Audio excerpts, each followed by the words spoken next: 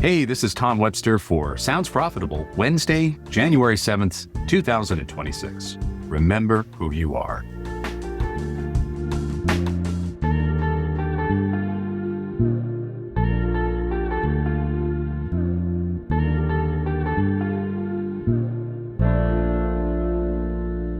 Well, it's the first full week of 2026, and if you're a podcast creator, you've probably already seen a dozen posts about what's next for the medium. More video, more clips, more cross-platform presence, more. I'd like to suggest something different. Less. Not less ambition, not less quality, but less chasing someone else's idea of what podcasting should become. Consider this my Mufasa moment, appearing in the clouds to remind you of something you already know, minus the James Earl Jones voice, which unfortunately I tried. You're going to have to imagine. Last month, we released The Creators 2025, our deep look at who's making podcasts, who's sticking with it, and who's walking away. Buried in the data on lapsed creators is a format mismatch that says something important about how far the industry conversation has drifted from how people actually engage with this medium. The creators who left podcasting look demographically like video creators. They match video creator profiles in 9 of 12 demographic segments we measured. They're younger, for instance, with a weighted similarity of 36% to video creators versus 26% to audio creators. The reasonable inference is that many of them were likely producing video podcasts. But these same lapsed creators, when we examine their own consumption habits, over-index on 7 of 8 audio media types. More than half say they use YouTube as an audio-only experience for podcasting.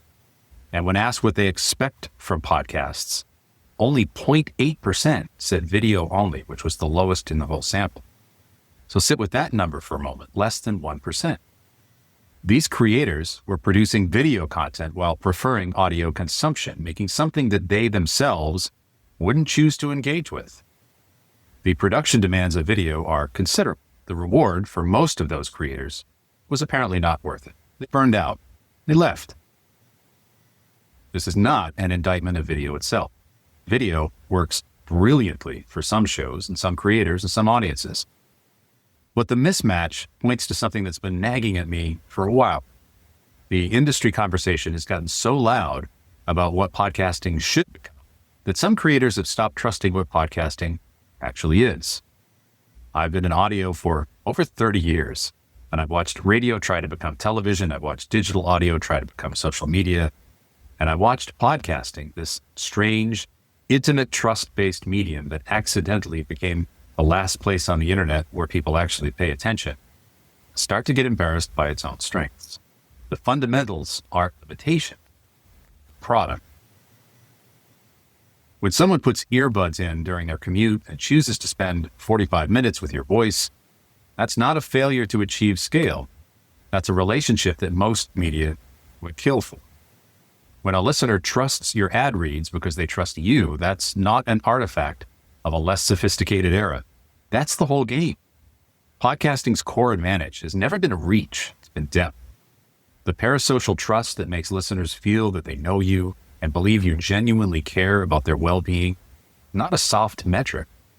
Our research consistently shows it's the foundation of everything that works about this medium: audience retention, ad effectiveness, and creator sustainability, and all of it flows from that relationship. This isn't abstract. We see it in how audiences perceive advertising across multiple platforms. In last year's advertising landscape study, we asked prime users of various media whether the advertising on each of those platforms felt authentic and natural, and podcasts with ads came in at 45%, ahead of TikTok, ahead of YouTube with ads at 35%, Instagram, Facebook, and every other social platform in the study. The only formats that scored higher were streaming AM/FM radio and Twitch, both of which share podcasting's emphasis on personality-driven content and direct audience relationships. The audience can tell when something's genuine. They can tell when a host actually uses the product they're talking about, when an ad read comes from the same voice they've built a relationship with, and when the commercial break feels like part of the show rather than an interruption. That perception isn't a nice to have. It's the reason podcast advertising works as well as it does. If you erode the authenticity, you erode the business model along with it. So if the creative argument doesn't move you, consider the commercial one. The format mismatched in our lapsed creator data illustrates what happens when the foundation gets ignored. Creators optimize for a hypothetical audience, the one the industry keeps insisting they need, instead of the actual audience they already have. They exhaust themselves producing content that doesn't match their own instincts. They erode the authenticity that made their show work in the first place. And eventually, they might leave, not because podcasting failed them, but because they were convinced to build something that was never really theirs. My suggestion for 2026 is simple. Before you add anything new, reconnect with why you started.